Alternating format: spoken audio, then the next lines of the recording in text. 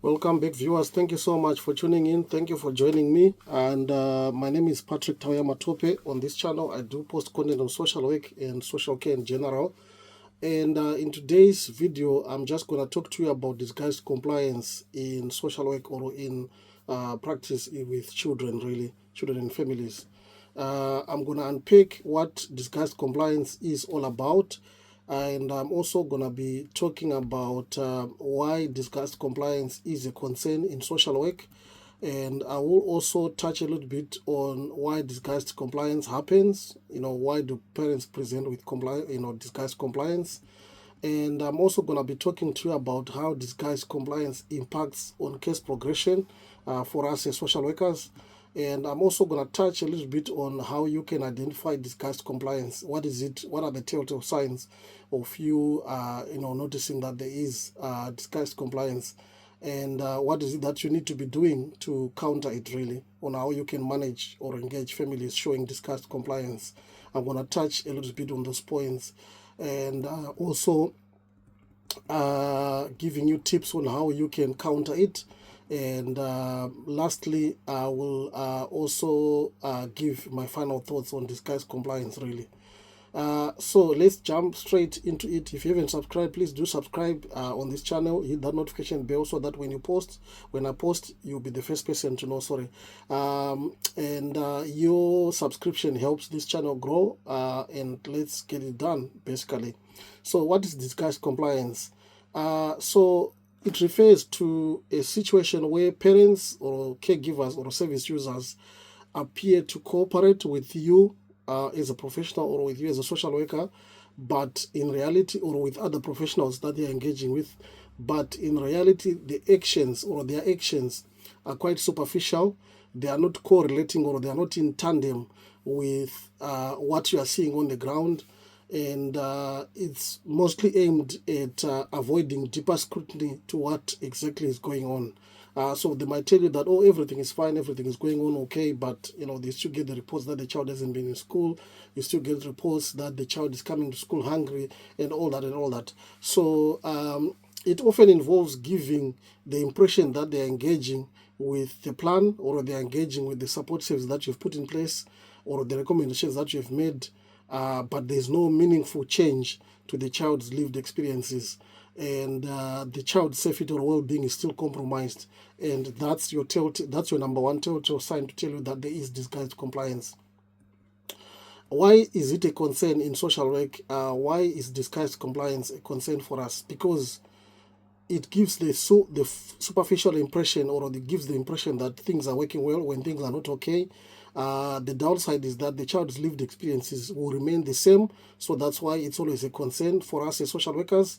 It can lead to false, reassurances that progress is being made when the underlying risks to the child still remain unchanged. And that's, a massive, massive concern, really. It also delays and prevents effective intervention by professionals, or by you as a social worker, or by other professionals who are engaging with them, potentially leaving a child in an unsafe and harmful environment to them. And the other concern, or the other reason why it's a concern in social work, is that it undermines the effectiveness of the child protection plans or the child need plans that we put in place, or any care plans that we put in place. So that's another important point for us to consider. And the professionals may easily become overly focused on superficial compliance rather than assessing whether the child's outcomes or the child's lived experiences are actually changing for the better, or whether these lived experiences are genuinely improving. So professionals might end up being focused more on it being a tick box exercise rather than focusing on the child. So that's why it's always a concern for us to be mindful about disguised compliance. And why disguised compliance happens? Why does it happen? First and foremost, there is fear of parents losing custody of their children, or there's fear of parents losing their children to the local authority. That's point number one, really. Parents may say what they think you need to know, or may say what they think the social worker wants to know or wants to hear, whereas they're not doing it only because they know that if they say these things to you, you're going to get off their backs. That's point number one. Point number two, it's all about avoidance of accountability. Not everybody wants to be accountable as you are accountable as a social worker, but sometimes the parents or the service users where you are working with may not necessarily want to be accountable. So because of that, they may, do everything possible just to take you off their backs. And once you close that case, everything comes back to normal. That's disguised compliance, really. Parents may attempt to shift the blame to other parties. It's the father who is not in the picture, or it's the aunt, or it's this person who has done this. So it's around them not be taking accountability for whatever is going on with their particular with that particular child. Sometimes it can also be due to lack of capacity, and them not having the guts to tell you that I don't have the capacity to be doing what you're asking me to do. So they'll just say yes, yes, so that you can actually think that things are working when things are not working well. So lack of capacity, it could be due to mental health issues, or due to addiction issues, substance misuse. So they may struggle to engage consistently with any support that you may put in place. So that's another reason why discussed compliance happens. The other reason could be the issue around power imbalance, where parents feel that because you are the person in power, you are the person in charge of that particular case, they may feel like they may not have any voice to say, or argue with you to say, no, we don't want this particular service, we want particular service A, not particular service B, for example. And parents may feel intimidated, distrustful of the professionals, so they will just agree for the sake of agreeing, but knowing deep down that they're not going to do it at all. And sometimes it's also down to trauma, general trauma, where some parents may have had negative experiences with social care in the past, with them as a child, or previously, when the case was open to the local authority or to the trust. So it's possible that historical trauma may come into play, which may lead them not to actually engage, or present with, or to actually present with disguised compliance. And how does it impact case progression? How does disguised compliance impact case progression? So it delays decision making. Sometimes where decisions needs to be made a bit earlier, it delays that process, because you just want to see whether things are actually working well or not, whereas it gives you that false impression of things that are working well, whereas things are actually not working well. And that superficial progress may lead to extended periods of monitoring without tangible improvement. What does that mean? Sometimes where you see a case is open for 6 months, 8 months, coming to a year and a half, 2 years, a case is still open. There is issues around disguised compliance, where things seem like they're actually improving, but you're back to zero.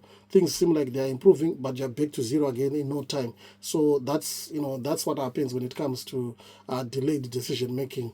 And also it increases the risks to the child, because effectively what is happening there is parents are telling you this is happening, but whereas the child's lived experiences are remaining the same. And if risks are not addressed on time, it comes to a point where the child may feel lost in all this that's going on.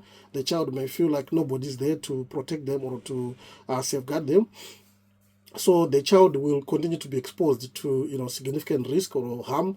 That's one of the things that happens, or that's how it impacts case progression.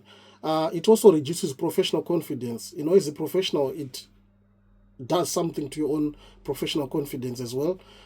Social workers may feel uncertain about whether real change is happening, and sometimes you can also become disillusioned as a professional about what exactly is going on, and you become clueless of what exactly needs to be happening at the end of the day. So this is why it's important to always make sure that the multi-agents, inter-agents working is there, and as professionals you remind each other to always keep your eyes on the ball, keep your eyes on the child who is in the middle of all this that's going on.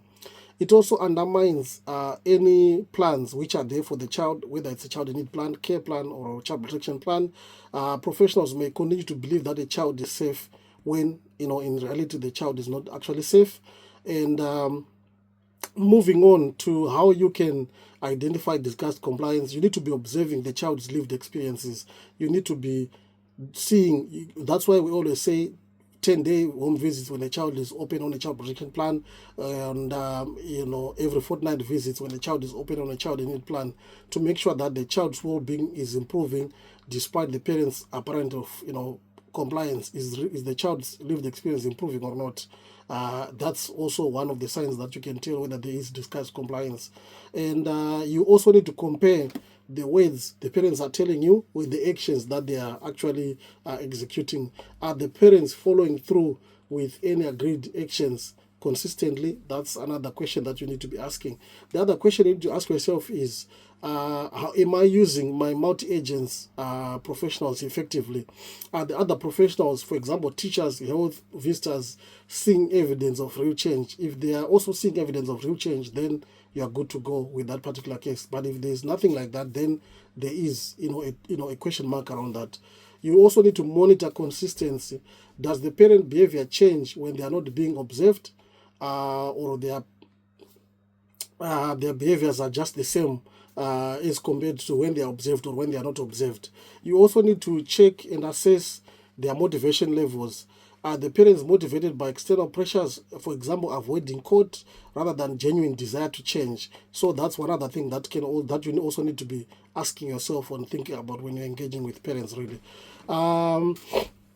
Moving on then to the next section of our topic today, looking at strategies of how you can manage or engage families where they are showing signs of disguised compliance, really. One, you need to be direct but not confrontational with them. You need to be challenging the inconsistencies appropriately, making sure that you are doing it in a professional way and in a supportive way.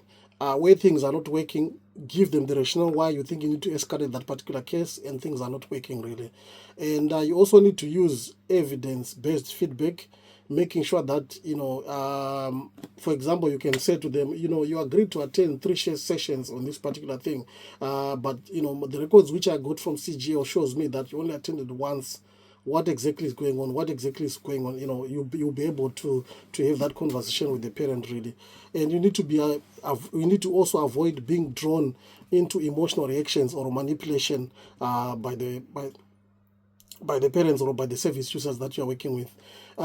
Point number 2, you need to be focusing on the child's lived experiences. How does this help you? If you keep the child's voice central in everything that's going on, you can actually tell whether things are actually working or we are actually taking 10 steps forward and 5 steps back, 10 steps forward or 5 steps back, or is it 10 steps forward and 9 steps back, which puts you back to where you started from. So how is the child, or how has this action helped your child in achieving what needs to be achieved?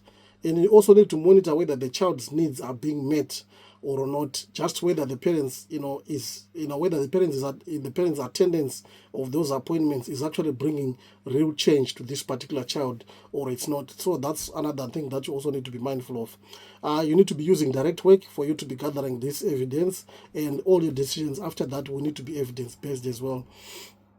The other important tip that I can give is using what we call the show me, don't tell me approach. Don't tell me about it, but show me what you do when a situation comes to that. What do I mean by that? You need to be asking the parents to demonstrate the changes rather than just them talking about it. Let them demonstrate to you the changes or let them show you the changes rather than them talking about it. If it's to do with the home environment, let them show you what changes they have made rather than them talking about, I'm cleaning twice a week, or I'm doing this. Let them show you exactly, which place have changed, which things have changed actually. Can you show me how you comfort your child when they are upset? Especially when you are during a home visit and the child is upset, they can actually show you. So think about show me, don't tell me approach. That's one other thing that you may need to be using as well. Make sure that you'll be observing the interactions and the consistency over time as well. And the other point is to encourage honest conversations right from the get-go. Be clear to them that you are somebody who will want to make sure that you have good, open and honest conversations with them, and when things are not working well, they would rather come to you first rather than you hearing from other people about what's going on, or from the other professionals about what's going on. That's key, and that's also very important. And in doing so, you need to be making sure that you're creating the right space to allow the parents to be able to talk to you in confidence, rather than when the children are running around and so forth, you are trying to have deep conversations. You can't do that. So you need to be making sure that you are creating the right the right space for you to have those kind of conversations with the parents as well. And you need to acknowledge the changes. Where there are changes, acknowledge them and capitalize on those strengths so that you'll be able to motivate them to continue to do better. That's really, really important. Use motivational interviewing as well. And remember about your multi-agents approach. Make sure that you have review interviews with other professionals as you'll be able to gain more from them in terms of what's going on and what improvements have been put in place, rather than hearing it all from the parents alone. Make sure that your work is evidence-based as well. So your reporting needs to be evidence-based. And the records also, you need to record the actions, not just the intentions, but the actions that they've actually made. It's all good and fine for them to be saying, I'll be doing this, but give them a time frame. Okay, when I come back in 2 weeks' time, I would want to see A, B, C, T, 3 things changing and so forth, so that you can actually move together as well. And you also need to include the child's perspective in all this work that you'll be doing. And I think with all those few nuggets, you have managed to gain something. And my final thoughts, on disguised compliance is that professional curiosity and critical thinking are quite key in helping you, or in helping shape your practice when it comes to managing disguised compliance. And the social workers, you need to be looking beyond the surface level engagement, and you should be able to assess whether the child's circumstances is actually changing, or they're actually genuinely improving, rather than them doing everything that you're asking them, but on the ground things are not changing. And if things are not changing, it might not necessarily be disguised compliance at the end of the day. It might just be they are complying with you, but they are not just implementing the things that they are learning. So that's another problem. That's not necessarily disguised compliance, but it could be that they are lacking the impetus to actually be implementing the change or doing those things that's expected of them. So you need to be mindful about that. So by maintaining a child-focused approach in your work, and making sure that your work is evidence-based, you're working collaboratively with the other agencies, you will be able to counter disguised compliance. And with those few words, I hope somebody has learned something. And thank you so much for tuning in and for subscribing and hitting that notification bell, so that when I post, you'll be the first person to know. Your support is making this channel grow. And please share and stay good. Thank you so much.